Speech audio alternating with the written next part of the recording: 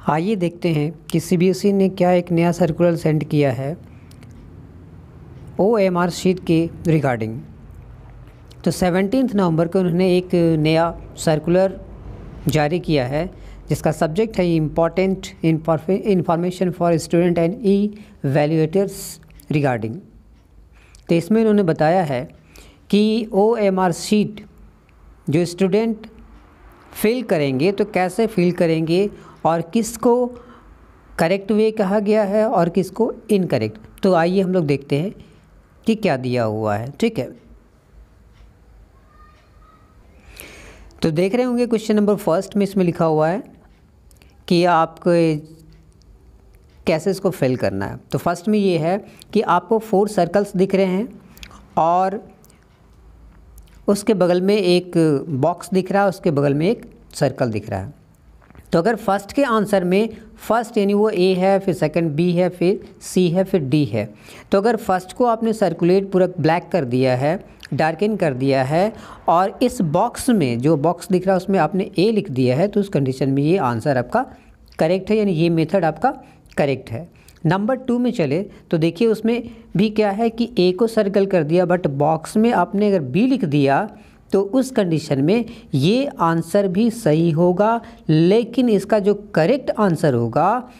वो बी होगा। यहाँ साफ साफ उन्होंने लिख दिया है, देख रहे होंगे आप, कि answer will be considered as B. Circle तो आपने ए को किया लेकिन यहाँ बॉक्स में बी लिख दिया, इसलिए जो है इसका जो आंसर होगा, जो एग्जामिनेशन इसको जो कंसीडर करेंगे बी करेंगे, ए को नहीं करेंगे। उसी तरह नंबर 3 में देखते हैं कि ए को ही आपने डार्क किया है बट फिर से आपने क्या किया कि बी लिख दिया और बी के बगल में जो हैशटैग के नीचे का एक सर्कल आ रहा है जो आप देख रहे हो उसको आपने भी ब्लैक कर दिया। तो इस कंडीशन में क्या होगा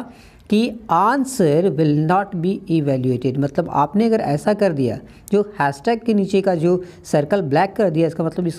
क्वेश्चन को आपने छोड़ दिया है, इसकी काउंटिंग नहीं होगी कि आपने इसको अटेम्प्ट किया है। उसी तरह नंबर 4 में देखते हैं तो आपने ए को अगर सर्कल कर दिया है, डार्कन कर दिया है ए सर्कल को, और बाकी 3 जो बचे उसमें क्रॉस कर दिया है और बॉक्स में सी लिख दिया है, तो उस कंडीशन में आपका सी ही कंसीडर किया जाएगा एज अ आंसर। जैसे कि बगल में इसमें लिख दिया गया है कि answer will be considered as C. Number 5 में देखिए आपने फर्स्ट वाले सर्कल को क्रॉस कर दिया, सेकंड वाले में करेक्ट कर दिया, फिर थर्ड वाले को क्रॉस कर दिया, फोर्थ वाले को क्रॉस कर दिया और उस बॉक्स में आपने लिख दिया डी।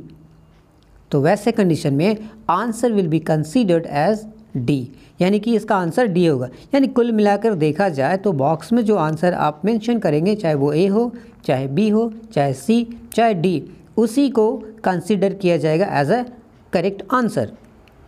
नंबर 6 में देखिए कि एक जो फर्स्ट सर्कल है उसमें एक सर्कल के अंदर छोटा सा एक सर्कल कर दिया, बी वाले ऑप्शन में क्या कर दिया, टिक लगा दिया, अब बाकी 2 को ब्लैंक छोड़ दिया और बॉक्स में ए लिख दिया। तो वैसे कंडीशन में देखिए कि क्या इसने कहा है, सीबीएसई ने यहाँ पे कहा है कि answer will be considered as A, यानी बॉक्स में ए लिखा हुआ है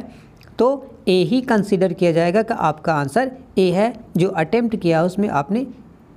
ए ऑप्शन दिया। उसी तरह नंबर 7 में देखिए,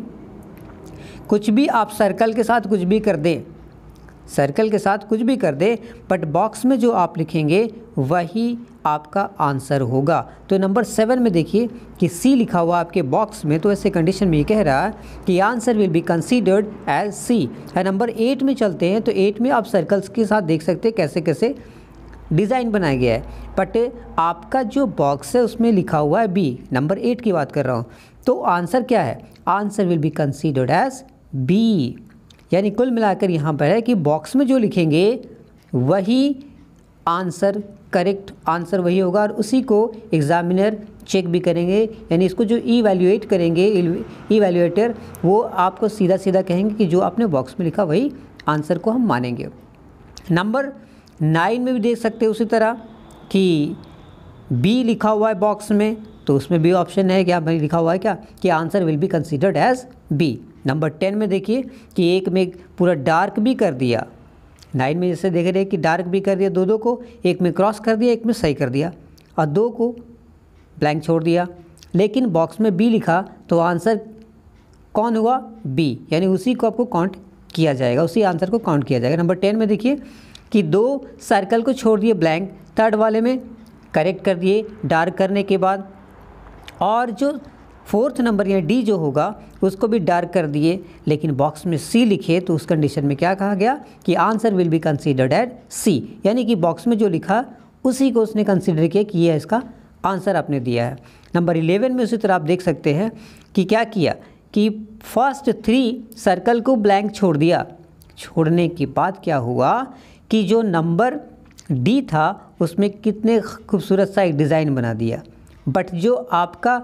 बॉक्स है उसमें उन्होंने डी लिखा है, तो डी क्या वही करेक्ट आंसर है। देखिए बगल में आप ऑप्शन देख सकते हैं क्या उन्होंने दिया है, सीबीएसई ने कहा है कि answer will be considered at D, D है ना, तो यानी बॉक्स में जो आप लिखेंगे वही उसका आंसर हो गया, इसका यही मतलब हुआ। ठीक है, उसी तरह 12 में भी देख लीजिए कि फर्स्ट को जो है सो फर्स्ट सर्कल को कंप्लीट ब्लैक किया गया, सेकंड को ब्लैक करके उसमें क्रॉस कर दिया गया, बट जो आपका बॉक्स है उसमें ए लिखा गया, तो उस कंडीशन में उन्होंने क्या कहा कि answer will be considered as A, यानी कि ए अगर बॉक्स में लिखा गया तो वही आंसर कंसीडर किया जाएगा। अब नंबर 13 में आप देख रहे हैं कि फर्स्ट सर्कल, सेकंड सर्कल को और फोर्थ सर्कल को ब्लैंक छोड़ दिया, और जो थर्ड सर्कल है जिसमें सी ऑप्शन होना चाहिए था उसको हाफ ब्लैक किया गया, तो उस कंडीशन में आप देखिए कि बॉक्स में सी लिख दिया, answer will be considered as C, तो उस कंडीशन में भी आपका जो आंसर है जो सी लिखा आपने बॉक्स में वही लिया जाएगा, आपने सर्कल के साथ क्या किया उससे कोई मतलब नहीं है। अब ये सारा आपका देख सकते हैं कि आप 15 तक ऐसे ही कंडीशन में चला है। अब जरा माइंड करने की चीज़ है वो आपका 16, 17 और 18 है, तो इन तीनों को ध्यान से आपको देखना है कि क्या उसमें सीबीएसई ने कहा है और कैसे आपको करना है। ठीक है, तो 16 में देखिए कि सब के सब जो सर्कल्स है